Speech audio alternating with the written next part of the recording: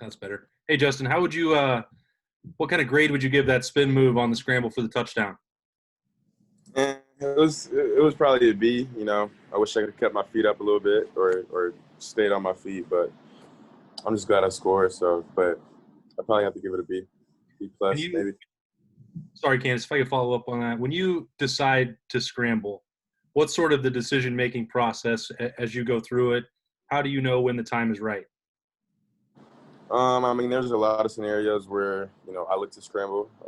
One, maybe being if I see open green grass and it's third down, and we need the first down. That's one scenario where I might choose to scramble, and another is when nobody's open, and I think I can get some extra yards rather than throwing the ball away. I might as well make it like 2nd and 6, 2nd and 5 rather than 2nd and 10. So I think it's different for a lot of situations in the game. Thanks, man. Yeah. Next up, Bill Rabinowitz. Hi, Justin. I know you had committed to Penn State back in high school, and I'm sure the idea of playing in front of that crowd was one of the reasons that it was so enticing. What are your thoughts on going to Penn State for the first time and not having the white out, not even having any fans? Does that diminish in the experience, or are you kind of like glad that you're not going to have to endure that? No, not really. I mean, I wasn't really going there for the experience.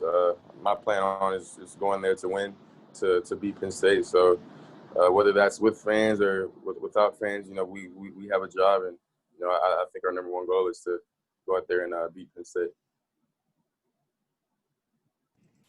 Next up, Dave Biddle. Thank you. Justin, you had 15 carries. I know, 3 of those include sacks, but, a lot of people think maybe that's too many carries for you. Where do you come down on that? Do you feel like that's too many carries for you, or do you feel like 15 is about right for you? I don't really have a set number on what's right or not. I feel like it varies from, game to game, what situation I'm put in the game. So I think it, differentiates between each game. Thank you. Up next, Stephen Means. Hey, Justin. I think there was a play in the goal line situation where Garrett and Jeremy were kind of stacked on each other, and it looked like Garrett was open in the back of the end zone, and he was trying to wave at you to let you know he was there, but you took off. And he said that one of the reasons why is because you said you saw green grass, and so you thought it was a better decision just to take off and run for it. When you do scramble, how much of a conversation is it with your wide receivers afterward? And usually, what are some of those explanations for why maybe even if they thought they were open, you decided that it wasn't a good look for you to throw the ball? Yeah. So actually, I remember the exact play you were talking about, and so that was a play action pass where I think it was 3rd and 5 or 3rd and 6, and Garrett was wide open in the end zone. But like I said before, I mean, I just saw green grass. I think the biggest part, or a big part in playing quarterback, is making decisions and not second guessing yourself. So I made that decision to tuck the ball down and run to go and get the first down. And I mean, it worked out. But I mean, I think there will be situations like that where I do have to keep my eyes downfield longer, to see guys open up. So, I think that'll come with time. But, yeah. Just one quick follow-up. Is Dave, asking you – is he as on you about throwing the ball away as much as he was last year? No. I think he has a lot more confidence in me. And, of course, last year was my first year starting. So, of course, he was on me a lot. But, there were multiple times where I should have just thrown the ball away last game. But I think Coach Day has that, certain confidence in me, and he trusts me more than last year. So I think he just trusts me to make the right decision. Thanks. Up next, Dan Hope. Hey, Justin. Coach Day's talked a lot about the expectations that are on you guys, and I know you have high expectations for yourself. Just how do you manage those to make sure you don't get caught up in trying to live up to the high expectations? Yeah, I mean, of course, being at Ohio State, we expect to win every game. So, but managing those expectations, I think you just have to take it one game at a time, 1 week at a time. You can't really look into the future. And, so that's what we try to do. Coach Day is just honest, about taking one game at a time, and our complete focus is on Penn State. It's not about last week, what happened versus Nebraska. It's all on Penn State right now. So I think that's kind of, how we keep our focus on one game, and that's, what I guess the recipe to success is, you know, just focusing on one thing at a time. Is it hard at all not to look ahead to, you know, the possibilities that could happen later in the year? I don't think it's hard because, you know, if, you know, you mess up this week, that opportunity never comes. I mean, the past years, Ohio State's lost that one game to Purdue, and, you know, if they didn't lose that game, they most likely would have been in the college football playoff. So I don't think, you know, it's hard to look into the future, you know.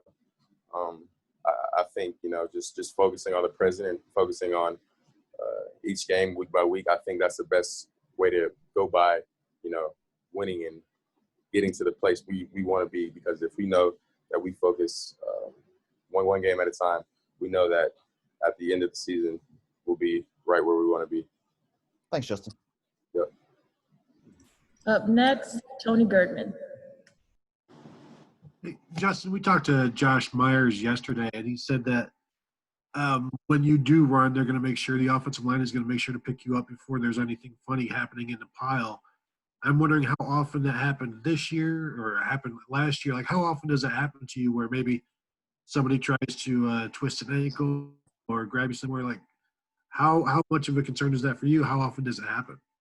Yeah, I mean, it definitely happened a little bit last game in terms of, you know, I just getting tackled and guys trying to twist my ankle or whatnot. But I would say it happens more so when we play, I guess, I don't want to say worse teams, but like the teams that, you know, I guess don't have that good of a chance in winning. They just try to do whatever, to be honest with you. And I think it, you know, when we play teams that are, you know, just more well coached and, you know, better teams, I think it tends to happen less. And I think that, you know, might come with respect, but I don't really know. I've never really seen the point into, you know, twisting another guy's ankle or trying to, you know, hurt him after the play's over. I just don't see the point in that. But yeah. Thanks. Next up, Tim May. Thank you very much. Hey, Justin, saw you and Josh Myers having some conversations coming off the field a few times and stuff. And just what are some of maybe the communication situations y'all maybe are getting straightened out this week in terms of, like, you know, blitzes, stunts and things like that? And what are you responsible for there? And what are Josh and the linemen responsible for there in those kind of situations?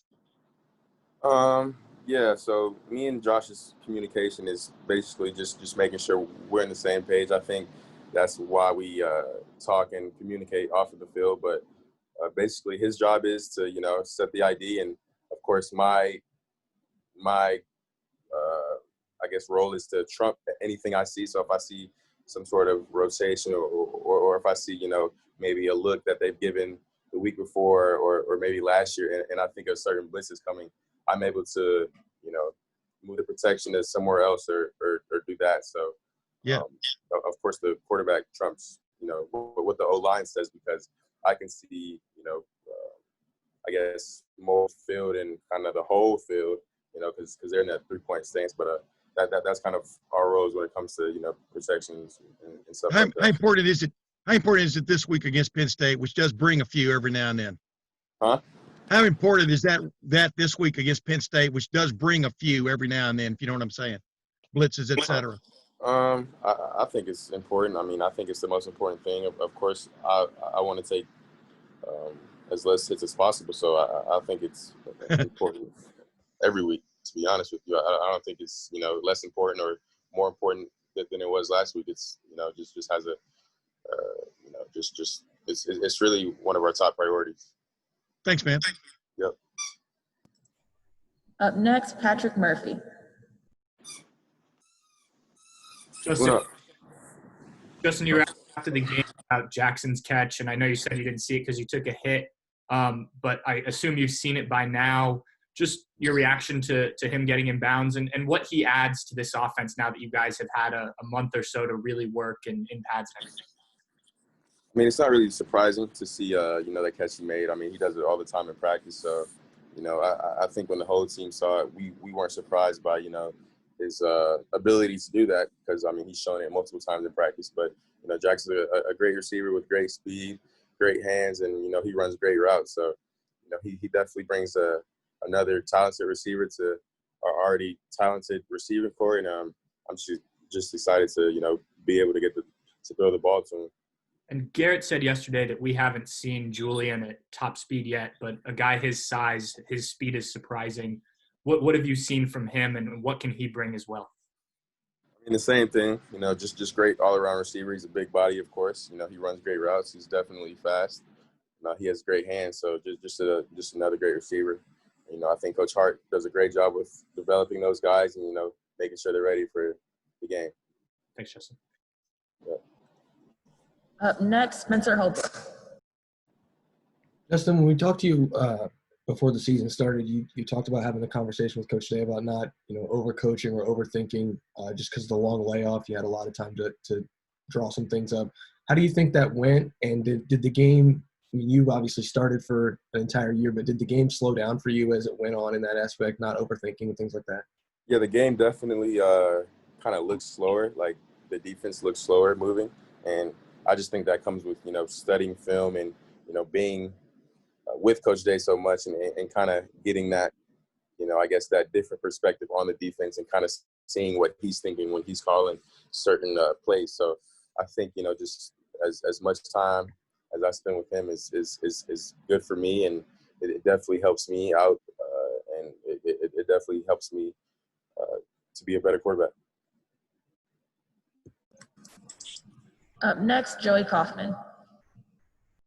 Hey, Justin, you mentioned earlier about scrambling, that when you see an opening or green grass that you'll take it and scramble, and it kind of goes off what the defense gives you. But do you have when you think of games, or if you were to draw your ideal scenario, is there how much would you want to ideally scramble? How much do you want to throw? Do you ever think about it kind of in those ways? No, I never really think about it like in terms of numbers. Like I said, I'm willing to do whatever, you know, to help the team win, whether that's not scrambling at all, whether that's scrambling every play. It doesn't really matter to me. How did you feel Sunday at running 15 times and taking some sacks, being your first game in 10 months? I mean, of course, I was sore. I mean, that was my first time getting hit in 10 months. But you know, I'm recovering more and more each and every day. So I should be fully recovered by Saturday. Up next, Colin Hassel.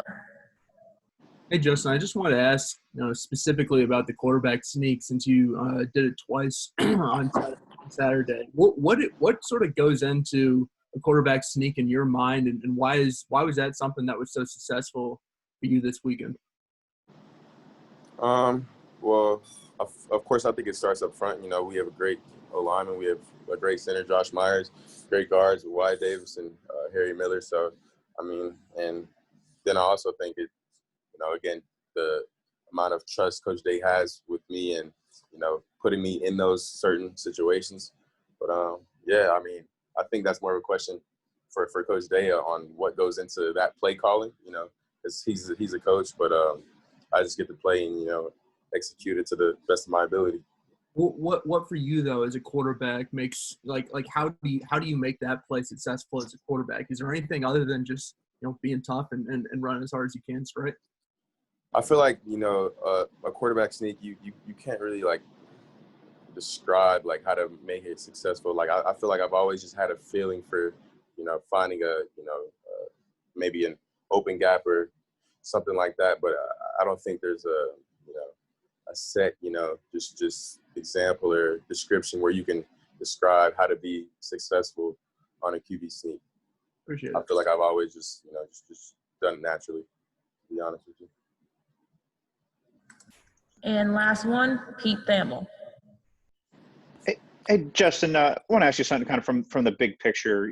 You show up at Ohio State about a year and a half ago, and you have to adjust to teammates, learn them, and lead at the same time. And that has to be an interesting adjustment to both arrive and lead. And I'm wondering, just now that you've been in the program for a year, you had a whole off season with everybody, just how much more comfortable you are being an alpha in the program. Yeah, I mean, I'm way more comfortable, you know, just, I think that time that I've spent with guys in the off season, the things that we have to go through the off season, I think that just made us, a lot closer, and us not being able to, have, those relationships were kind of outside of the facility because of the pandemic and stuff going on. I think that's just kind of made us more of a family, even though we were already close, as it was. So I think all of those intangibles and all of the stuff that has happened to us in the past has just made us closer. And I mean, just that and seeing that, that our guys are looking for that leader. I think, I stepped in at the perfect time, and I think I've done a pretty good job leading my teammates. And can I follow up just and ask you a little bit about footwork, which I know isn't like the sexiest thing, but that was when I talked to Ryan this weekend and I talked to Quincy yesterday.